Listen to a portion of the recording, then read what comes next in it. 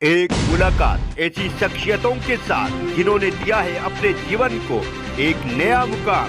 रूबरू कराएंगे ऐसी कुछ हस्तियों के साथ एक खास शख्सियत के साथ मुलाकात जयदेव पटेल के साथ नंबर 1 इंडिया न्यूज पर। नमस्कार व्यूअर्स, मैं जयदेव पटेल और आप देख रहे हैं नंबर 1 इंडिया न्यूज। आपका एक बार फिर स्वागत है एक खास शख्सियत के साथ मुलाकात प्रोग्राम में। आज हम बात करेंगे एसडीएम ज्योति मौर्य और उनके पति आलोक मौर्य का जो घरेलू विवाद था वो पब्लिक डोमेन में आ गया है और इसी के साथ लगातार सोशल मीडिया पर तेजी से वायरल भी हो रहा है। लेकिन इस पूरे मसले को लेकर के लोग तरह तरह से अपनी तरह से आकलन भी कर रहे हैं, कौन सही कौन गलत।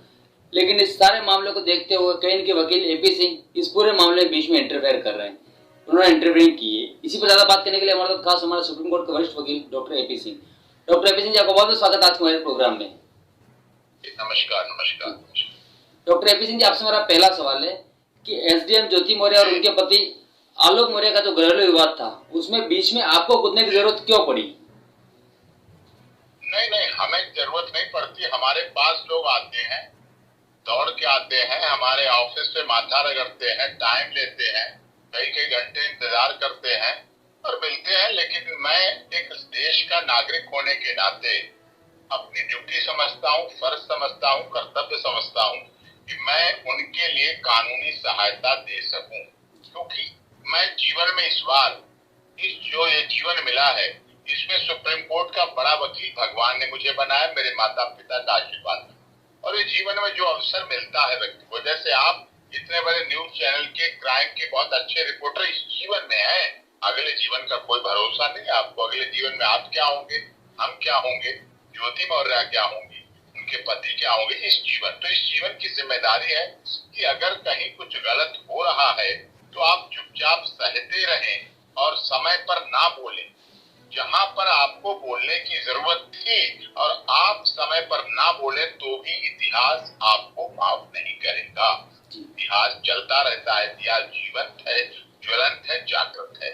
यही ज्योति मौर्य का ऐसा ही मामला है। एसडीएम साहिबा है, बहुत अच्छी है, बहुत परिवार के संस्कारवान थी पहले।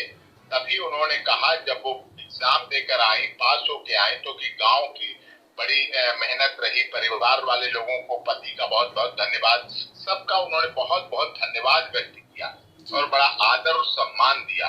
लेकिन उसके बाद परिस्थितियां बदल गई और फिर कोई तीसरा व्यक्ति जीवन में आ गया तो उसके बाद स्थिति बदल गई। आना नहीं चाहिए था, क्योंकि प्रभु परमात्मा जो जीवन में देते हैं, दो पति पत्नी मिलते हैं तो प्रभु परमात्मा जीवन में देते हैं, बच्चों को देते हैं। तीसरे चौथे बच्चे के रूप में बच्चे देते हैं, वो जीवन में खुशहाली लाते हैं, प्यार लाते हैं, विकास लाते हैं, पति को मेहनती बनाते हैं, माँ को गंभीर बनाते हैं, माँ को भी मेहनती और त्यागी बनाते हैं।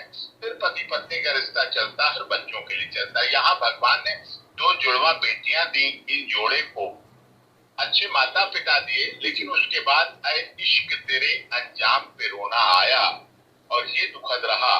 और तरक्की किसे कहेंगे, ये तरक्की नहीं है। लोग कहते हैं वेस्टर्न कल्चर, मॉडर्न कल्चर, पाश्चात्य सभ्यता। तो साहब अगर पाश्चात्य सभ्यता को देखोगे तो बिन फेरे हम तेरे, और जब तक हम तेरे तब तक तुम मेरे, और हम नहीं तेरे तो तुम भी नहीं मेरे। तो इस तरह से अब जो नए संबंध आ रहे हैं, लिव इन के, दोस्ती के, मित्रता के, इनमें जो संस्कार है, जो विवाह है, जो शादी है, जो रीति रिवाज है, जो हमारी परंपराएं हैं, वो ध्वस्त हो रही हैं, टूट रही हैं, खंडित हो रही हैं।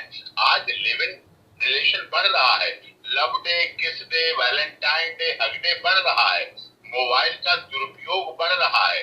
तो ये समाज के लिए विखंडित कर रहा है, समाज को तोड़ रहा है। आज आलोक मौर्य के आंसू आपने देखे, मीडिया ने दिखाए, उत्तर प्रदेश के यशस्वी मुख्यमंत्री माननीय योगी आदित्यनाथ जी ने देखे और लोगों ने देखे तो दर्द देखा। लेकिन ये मैं आपके चैनल पर बड़ी जिम्मेदारी के साथ कहना चाहता हूँ, आप वरिष्ठ पत्रकार हैं और आपके चैनल में दर्शक लोग जीवंतता के साथ, बुद्धिमत्ता के साथ देखते हैं, समझते हैं, सोचते हैं। मैं कहना चाहता हूँ कि ये आंसू तो आलोक मौर्य के तो बाहर आ गए, दिख गए, लेकिन इस देश में ऐसे करोड़ों लोग हैं जिनकी आंखों के आंसू अंदर रह जाते हैं, अंदर चले जाते हैं। वो रोते हैं, पीटते हैं, बेसहारा, दुखी, परेशान पति है और पीड़ित पति है, पीड़ित विक्टिम है, परेशान है। और यही कारण है कि इस देश में 150 से 200 पुरुष प्रतिदिन आत्महत्या कर लेते हैं। आज जब आप इस डिबेट को कर रहे हैं, चला रहे हैं, लोग देख रहे हैं, दर्शक देख रहे हैं, उस समय भी इस 150 करोड़ की आबादी वाले देश में किसी न किसी पति, किसी न किसी पुरुष, किसी न किसी जेठ, किसी न किसी ससुर, किसी न किसी देवर, किसी न किसी बॉयफ्रेंड, किसी न किसी व्यक्ति ने आत्महत्या कर चुका होगा। इतनी पीड़ा के कारण दर्द है। वो दर्द क्यों है? वो दर्द हमारी सभ्यता संस्कृति मिट रही है। वो दर्द आपको उसने दिखाया व्हाट्सएप चैटिंग की वजह से। लोग कहते हैं मर्द को दर्द नहीं होता, कहते हैं ना, मर्द को दर्द क्यों नहीं होता है? मर्द का दर्द दिखता नहीं, मर्द अपने दर्द को दिखाता नहीं, मर्द अपने दर्द को प्रदर्शित नहीं करता, मर्द अपने दर्द को परिवार के लिए पी जाता है, पीता रहता है। और मर्द अपने परिवार के लिए सूखी रोटियां खाता है, बासी रोटियां खाता है, जिन रोटियों में तार आ जाता है वो रोटियां खाता है, फटी बनियान पहनता है, अंदर पता नेकर पहनता है, बाहर से पैंट शर्ट सही पहन के चल देता है, लोगों को दिखाने के लिए, लोगों को समझाने के लिए, लोगों को बताने के लिए कि मैं सुखी हूँ, मैं संपन्न हूँ, मैं बहुत अच्छा हूँ। ये चीज है। मर्द को दर्द इसलिए नहीं होता, वो अपनी मोटरसाइकिल के ट्यूब को वर्षों तक इसलिए नहीं बदलता, 10-10 पंचर हो जाते हैं उसमें, तब भी नहीं बदलता। इसके पीछे कारण ये है कि वो कहता है पंचर वाली दुकान से एक बार और जोड़ दो, 10 पंचर हो गए, कोई बात नहीं। पंचर वाला कहता साहब अब नहीं चलेगा ट्यूब, वो कहता आज और जोड़ दो। मेरे बेटे को किताबें लेके जानी है, मुझे मेरे बच्ची का बैग लेके जाना है, मुझे मेरी बच्ची को ड्राइंग बनाने के लिए पैसे देने हैं। वो इसलिए टूटी साइकिल चलाता रहता है, टूटे जूतों को पहन के छुपाता है समाज से, ऑफिस से, लोगों से, लेकिन कहता नहीं अभी तो चल जाएंगे। वो पुराने ब्रश को जो मंजन का दंत मंजन वाला है उसको रगड़ता रहता है, लेकिन अपने परिवार के लिए और नए नए ब्रश रखता रहता है। डॉक्टर एपी सिंह जी, इस पूरे मसले में मैं मरोड़ कर उसमें से निकालता है, इसलिए मर्द को दर्द नहीं होता है। ये कारण है मर्द को दर्द न होने का। लोग कहते हैं मर्द को दर्द नहीं होता, दर्द तो दर्द सबको होता है। कोई दिखा देता है, कोई छुपा लेता है, कोई अपने परिवार के लिए उस दर्द को गंवा देता है। जी डॉक्टर एपी सिंह जी, कहीं न कहीं ज्योति मौर्य के साथ साथ उनके पति आलोक मौर्य, ये दो तो किरदार थे इस पूरी कहानी के अंदर, लेकिन तीसरा किरदार सामने आया मनीष दुबे के रूप में। तो क्या अब ये पूरी जो कहानी है ये पति पत्नी और वो तक की घटना में चली गई है क्या? कहानी शुरू ही वहां से हुई है, कहानी का शुरुआत ही वहां से हुई है, पति पत्नी और वो। अगर वो ना होता तो पति पत्नी तो दिया और बाती की तरह थे। दिया और बाती की तरह रिश्ता था, अजर था, अमर था, अविनाशी था। उस रिश्ते को कौन मना कर सकता था? पति और पत्नी, ये तो 7 जन्मों का रिश्ता है। जब पत्नी शादी करती है, पति माथे में जब चुटकी भर सिंदूर देता है, तो चुटकी भर सिंदूर से जीवन दे देना आसान नहीं। और जब माथे में बिंदियां लगाती है, सिंदूर लगाती है, आजकल महिलाएं उसको छोड़ चुकी हैं। आजकल महिलाओं को आउटडेटेड फैशन चीज हो गई है, लेकिन नहीं, जब माथे की बिंदिया और चुटकी भर सिंदूर और गले का मंगलसूत्र और हाथ की चूड़ियां और पैर के बीच में जब शरीर पर धारण होते हैं तो पत्नी बनती है और उसका स्वरूप अलग बन जाता है, उसका अस्तित्व अलग बन जाता है, उसकी गरिमा अलग बन जाती है, उसकी आस्था, विश्वास, मान सम्मान अलग बढ़ जाता है। लेकिन ये देखना है अब समाज गरिमाओं को खो चुका है। समाज इन संबंधों को, इन पहचानों को, इन संस्कारों को भुलाता चला जा रहा है। हम पाश्चात्य सभ्यता में जा रहे हैं, हम पाश्चात्य सभ्यता के द्वारा लिविंग में रहना पसंद कर रहे हैं। आज लव डे, किस डे, हर डे, वैलेंटाइन डे में हम डूबते चले जा रहे हैं। कहते नहीं यही लाइफ है, पब, क्लब, बार, डांस, ये। लेकिन इनसे उपजे हुए रिश्ते स्थायी नहीं होते हैं। लेकिन ये रिश्ता 13 साल पहले बना, 13 साल पहले शादी हुई और उस संस्कार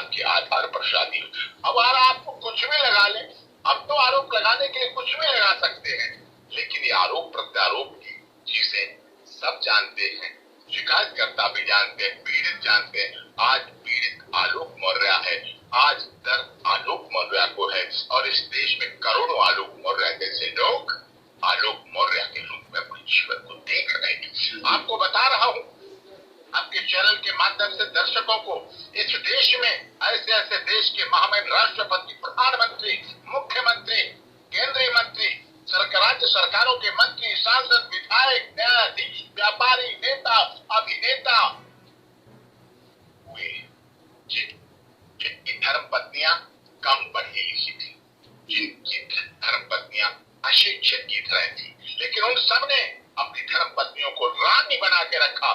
लेकिन जब महिला मान, सम्मान, पद, प्रतिष्ठा, शैली, प्रमोशन, योग्यता पाती है तो वो कभी अपने निचले स्तर के पति को, गिरे हुए पति को, कम आय वाले पति को कभी भी राजा बनाना नहीं चाहती, राजा बना के नहीं रख पाती। ये हमारे देश की दुखद स्थिति है और इसको बदलना चाहिए। लोग हीरा ठाकुर तो बनते हैं, लेकिन हीरा ठाकुर के रोल में हीरा ठाकुर के रोल में ये देखने की बात है कि कैसे क्या किया जाए, कैसे क्या हुआ जाए, कैसे हीरा ठाकुर ने अपने गरीबी की हालत में 60 बसों का कारवां खड़ा कर लिया था और 300 बीघा जमीन कर ली थी और अपने बाप के पिता के नाम को रोशन किया था। भानु प्रताप सिंह नो ट्रांसपोर्ट खोला था, तब हीरा ठाकुर अपने उनके साथ रह पाया था। जी डॉक्टर एपी सिंह जी, इसी जुड़ा मेरा आपसे अगला सवाल है कि एसडीएम ज्योति मौर्य का बयान सामने है। उनका कहना है कि मैं अपने पति को छोड़ना चाहती हूँ, तो ये घरेलू कहीं न कहीं विवाद था, लेकिन इस तरीके से तुल देना, अपने ऑडियो क्लिप वायरल कर देना, व्हाट्सएप चैट लीक कर देना, ये कहाँ तक सही है? नहीं, ऑडियो क्लिप और ये वायरल ना करता, अगर ना बोलता, वो मारा जाता, उसकी हत्या हो जाती, नहीं तो आत्महत्या कर लेता। उसके आंसू बाहर निकले तो वो जिंदा है, अगर ये आंसू अंदर रहते तो वो जिंदा, लाश तो अभी बन चुका है, लेकिन उसे जिंदा लाश बने रहने के लिए अपनी बात, अपना दर्द कहना पड़ता, कहना चाहिए। डॉक्टर एपी सिंह जी, आपसे मेरा अगला सवाल है कि शादी के निमंत्रण पत्रिका में जो एक मेंशन किया गया था ग्राम विकास अधिकारी आलोक मौर्य के लिए, इसको लेकर के भी कहीं न कहीं एसडीएम की तरफ से एक बयान आ रहा है या फिर एक आरोप लगाया जा रहा है कि उनको कहीं के धोखे में रखा गया, उनकी पोस्ट को छुपा करके। ये बिल्कुल झूठ, मनगढ़ंत साजिश अब अपने बचाव में लगाए गए आरोप है। मैं आपको बता रहा हूँ, शादी जो 13 साल पहले हुई थी, वो लिंक्डइन से नहीं हुई, इंस्टाग्राम से नहीं हुई, वो फेसबुक से नहीं हुई, वो व्हाट्सएप चैटिंग से नहीं हुई, वो वीडियो कॉलिंग से नहीं हुई, वो मैरिज ब्यूरो से नहीं हुई, वो शादी.com से नहीं हुई, वो रिश्ते दिलाने वालों से नहीं हुई, वो मैरिज ब्यूरो जो मंदिरों में रिश्ते कराते हैं उनसे नहीं हुई। ये शादी करने वाले दोनों लोगों के दिल पब में नहीं मिले, क्लब में नहीं मिले, बार में नहीं मिले, डांस में नहीं मिले, हुक्का बार में नहीं मिले, फ्लाइट में नहीं मिले, एयरपोर्ट में नहीं मिले, समुद्र के किनारे नहीं मिले, किसी 5 स्टार होटल में नाइट पार्टी में नहीं मिले। इन रिश्तों को करने से पहले उनके माता पिता उनके घर पहुंचे, उनके गांव पहुंचे। ये महानगर में नहीं हुआ साहब, दिल्ली, मुंबई, कलकत्ता, मद्रास, महानगरों में भी, जहाँ लोग फ्लाइट में जीते हैं, जिनको अपने ऊपर वाले का नहीं पता कब मौत हो गई, नीचे वाले का पता नहीं कब डिलीवरी हो गई, जिनको अपने साइड वाले का पता नहीं कब शादी हो गई, और जिनको अपने राइट वाले का नहीं पता कब डायवोर्स हो गया। महानगर की नहीं जिंदगी इसकी, ये गांव की जिंदगी। जब गांव में माता पिता कोई जाता है, जब भी जाता है देखने, किसी एक व्यक्ति से पूछता है वहां पर क्या होता है, उसकी सारी चिंता, सारी जानकारी सब कुछ लोग बताते हैं, सब कुछ कह देते हैं, सब कुछ पता चल जाता है। ये कहने की बात है, ये सोचने की बात है, ये समझने की बात है।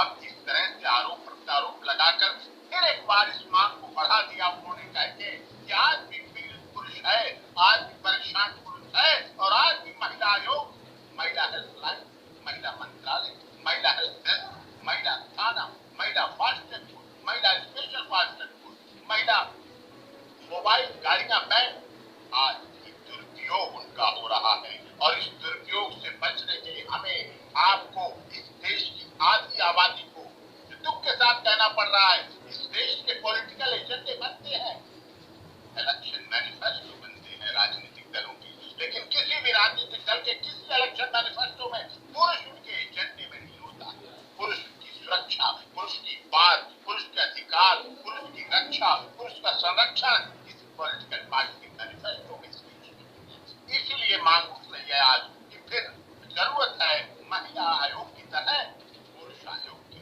पुरुष हेल्पलाइन की, पुरुष मंत्रालय की, पुरुष हेल्प डेस्क की, पुरुष स्पेशल पार्टमेंट कोर्ट की, पुरुष स्पेशल मोबाइल बैंक की, इनके द्वारा भी जरूरत है। आज लिखा जाता है बेटी बचाओ बेटी पढ़ाओ, बेटों को मरवाओ क्या, बेटों को मरवा दो, बेटों को झूठे दहेज केस, DBA, मेंटेनेंस, पॉक्सो, इन केसों में सड़वा दे जेल में। बेटा होना गुनाह हो गया क्या, बेटा हमने नहीं मांगा भगवान ने दे दिया, तो बेटा पैदा करके हमको माता पिता गुनाह वाले माता पिता बन गए, अपराधी बन गए, माता पिता ने अपराध कर दिया, बेटे हो गए हैं। बेटे होना अपराध नहीं, प्रभु का नियम है, ब्रह्मा जी की लकीरें हैं, जिसको जो देना स्वीकार किया जाता है। हाँ, बेटा बेटी एक समान कहता है हमारा संविधान, ये चलना पड़ेगा, ये मानना पड़ेगा, और यही हमारा संविधान कहता है, यही हमारा कानून कहता है, यही हमारी सर्वोच्च न्यायालय कहती है, यही हमारी IPC और CRPC कहती है। जी डॉक्टर एपी सिंह जी, आपसे मेरा क्लोजिंग क्वेश्चन है कि ज्योति मौर्य और आलोक मौर्य का जो विवाद है वो घरेलू विवाद था, और कहीं ना कहीं एक सपोर्ट करते हुए उन्होंने SDM बनने में मदद भी करी उनकी, लेकिन इसके बाद में जिस तरीके के ट्रोल हो रहे हैं, सारी चीजें पब्लिक डोमेन में सामने आ गई, इसको लेकर अब एक अगर नॉर्मल हम अगर एक समाज की बात करें तो समाज का क्या मैसेज जाएगा, ऐसा आप देखते हैं? नहीं, समाज में क्या मैसेज जाएगा, समाज में ये मैसेज गया। अब लोगों ने कहा बेटी तो पढ़ाओ लेकिन बहू को ना पढ़ाओ साहब, बेटी तो पढ़ाएंगे हम बहू नहीं पढ़ाएंगे। बहुओं को वापसी शुरू हो गई इंस्टीट्यूट से, हमारे बहुत अच्छे संबंध के इंस्टीट्यूट है और बहुत अच्छे संपर्क के बड़े बड़े इंस्टीट्यूट है, जहाँ बहुएं पढ़ती हैं, बहुएं पढ़ रही थी, बेटियां पढ़ रही थी। कर्णिका इंस्टीट्यूट सुल्तानपुर में मैं गया था, आदरणीय पूर्व केंद्रीय मंत्री मेनका गांधी जी के चुनाव क्षेत्र में कर्णिका इंस्टीट्यूट बहुत बड़ा इंस्टीट्यूट है, बड़े देश के बच्चे वहाँ पढ़ते हैं, लखनऊ मुंबई सब जगह के आगे पढ़ते हैं, बड़ी अच्छी शिक्षा देते हैं, बड़ा अच्छा पढ़ाते हैं। लेकिन अब वहाँ के डायरेक्टर और जो मालिक है वो कह रहे हैं हमसे कि साहब अब लोग बेटियों को तो पढ़ा रहे हैं, बहुओं को वापस बुलाने का काम शुरू कर दिया।